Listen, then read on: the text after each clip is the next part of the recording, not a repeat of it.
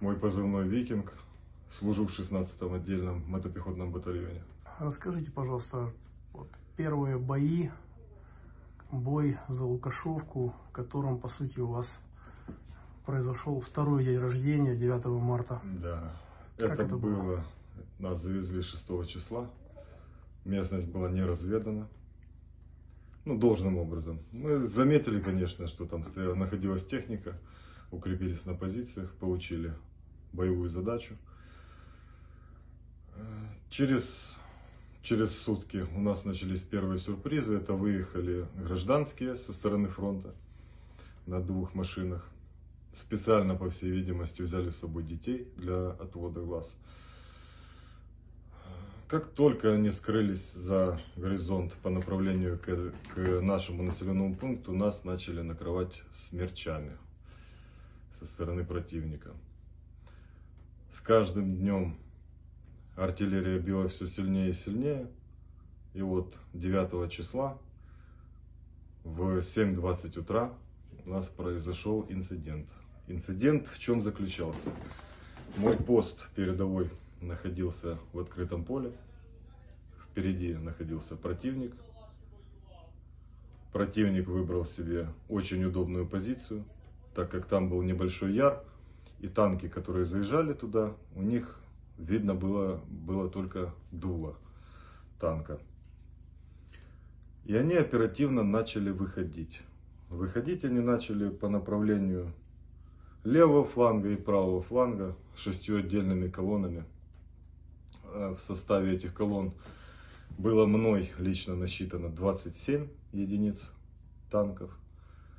Обошли они слева 3 колоннами, обошли справа 3 колоннами. Одна из них осталась на высоте, просматривала абсолютно весь периметр этого села.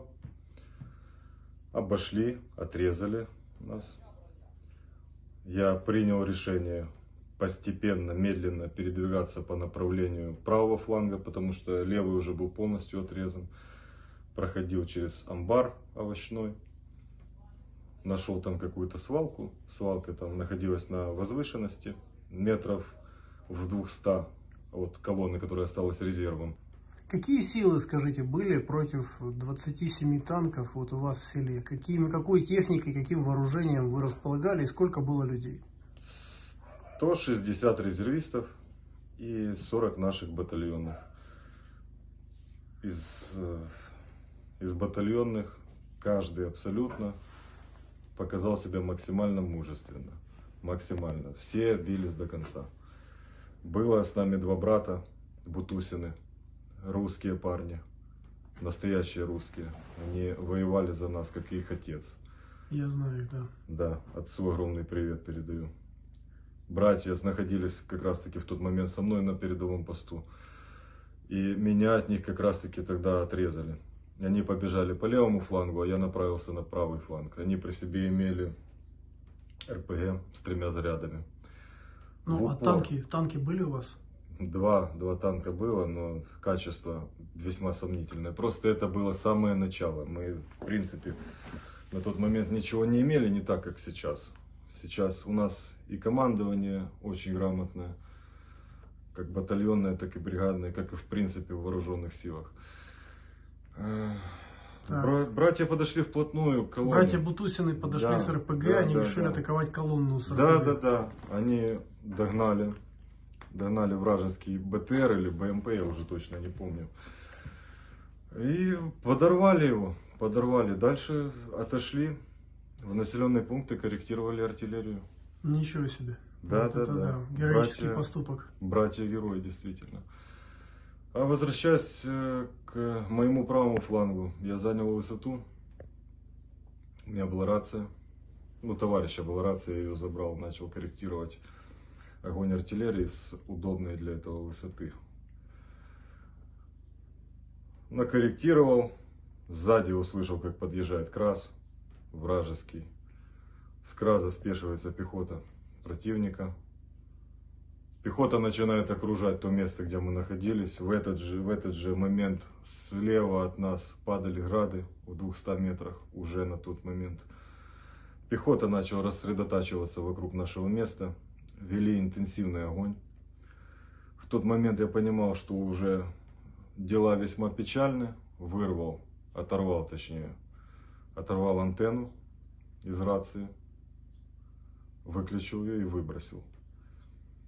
Мы нашли естественное укрытие. Ямка была, глиняная основа. Ямка была похожа на окоп сидя. Вдвоем с этого окопа сидя мы наблюдали, как на нас идут 7 танков с бэхой. Эти 7 танков распределились и ехали как раз на нас. Мы тогда понимали, что дела у нас никудышние на тот момент. Закопали свои военники, закопали наградные. По нам произвели 2 выстрела из танка по брустеру, за которым мы находились. Нас контузило в тот момент неоднократно. Вместе с этим 3 раза ударила бэха. Моему товарищу попало под плитоноску, но ему очень повезло, потому что снаряд закопался и сдетонировал уже под землей. Британцам огромное спасибо за те плиты, которые ему сохранили жизнь. Его подкинуло, но он в принципе в порядке. Слева от нас вышел паренек после этого, который находился внизу, не пострадавший. Поднял флажок, нас взяли. Пришли в себя уже, когда нас пытали. Кто пытал? Пытал нас лично комбат противника. Комбат противника вышел, сразу встретил нас сбитой. Непонятно мне до сих пор, почему он говорил, что мы воюем на их земле против них. Зачем мы это делаем? Да, взял биту. Выбрал меня, потому что подумал, что из ССО. Рассмотрел мои татуировки. Давай покажем татуировки. Да, давайте посмотрим. Угу. Написано «Пушечное мясо». Не забывать времена. 16 МПБ. Да. И більше разу не вмирати. Это кодекс, с которым мы идем по войне. Угу. Мы все прекрасно понимаем, что варианта у нас 2. Или победить, или погибнуть. 3-го нам не дано. И да, нас начали пытать. Выбрали меня. Достал биту, ударил 5 раз по спине. Пытался у меня что-то узнать. На что получил негативные высказывания в свой адрес.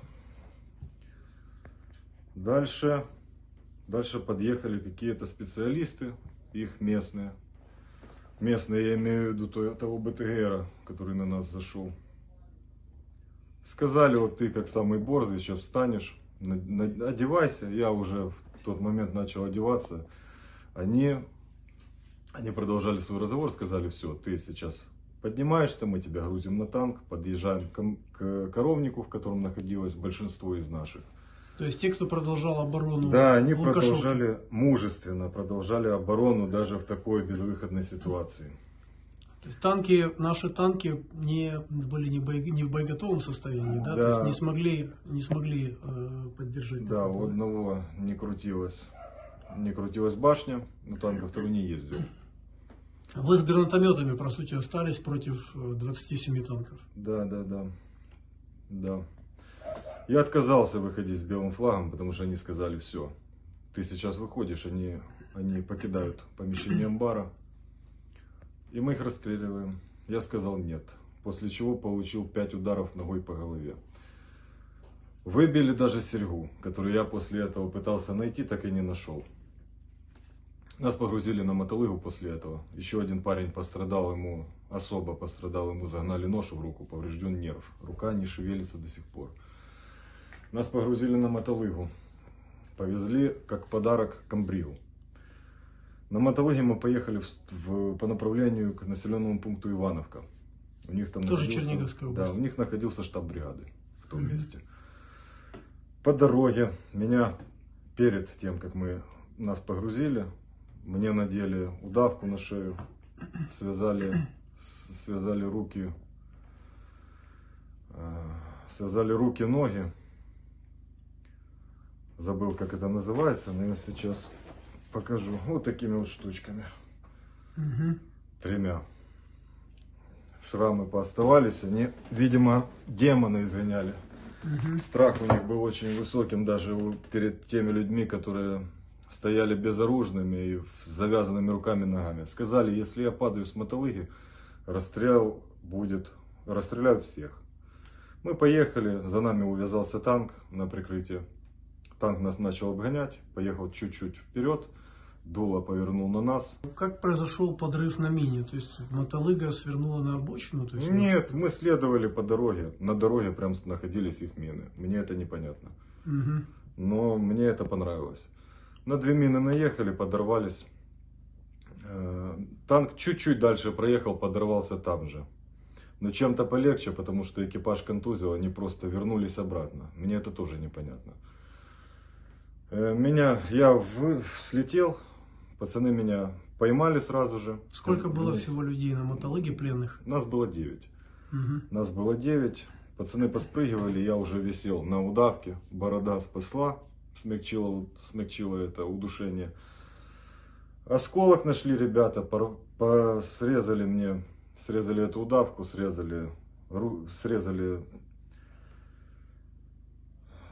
посрезали, короче, все, что на мне было. И мы выскочил экипаж, люк открыл. Экипаж этой мотолыги, вражеский. Братишки, помогите. Мы им помогли, закрыли этот люк. Отошли в поле, уже услышали, что за нами начинается погоня. То есть мотолыга с экипажем сгорела? Да, разорвался БК, вместе с ними и ребята, которые называли еще недавно нас своими братишками. И мы уходили, дождались темноты. 9 человек, все ранены. Дождались темноты. 5 часов на тот момент это было, уже начинало темнеть. Ну, за 12 часов вышли. Повезло тем, что они у меня не нашли спрятанный заранее мной телефон. Я набрал своих товарищей, товарищи скоординировали, и мы таким образом за 12 часов вышли. Это все. 3 самых крепких на тот момент, меньше всего поврежденных или больше всего подготовленных. Я еще 2 человека прокладывали маршрут по 100 метров. Возвращались назад, подзывали колонну нашу, которой мы шли. Вышли в населенный пункт Буды. Нас радушно встретили наши товарищи. И все. Какие повреждения ты получил? Вот, как тебя увидели? Какие тебе эти пытки, побои? Какие тебе нанесли травмы? Осколок во лбу. 2 выбитых диска в позвоночнике. Повреждено ребро. Повреждено колено, мениск. Травма головы, это трещина в височном отделе. Это 3 контузии, это сотрясение мозга и закрытая черепно-мозговая травма. Ну, обморожение ног, естественно, потому что мы все были без обуви. Нас кинули 9 марта, поснимали орки обувь, и мы пошли по полям вспаханных босиком. Кто-то вообще без одежды. Я был в одежде, но босой. Вышли. Сейчас с ребятами всеми все нормально. Когда ты вступил в строй, в армию, вернулся в армию, продолжил сражаться? Через 2 суток. Я узнал, что у меня нет гематомы мозга, и вернулся в строй. Расскажи, что тебе еще известно о судьбе братьев Бутусиных, то есть граждан Российской Федерации, бывших, которые стали украинцами, патриотами Украины, вся семья сражается за Украину. Что тебе известно о судьбе братьев Бутусиных? Братья бились до последнего, абсолютно до последнего. Броня их, броня была это месиво из тряпок и плит, от разбитых плит. В каске несколько отверстий. Ребята лежали рядом друг с другом, в упор, как будто бы обнимались в последние свои секунды.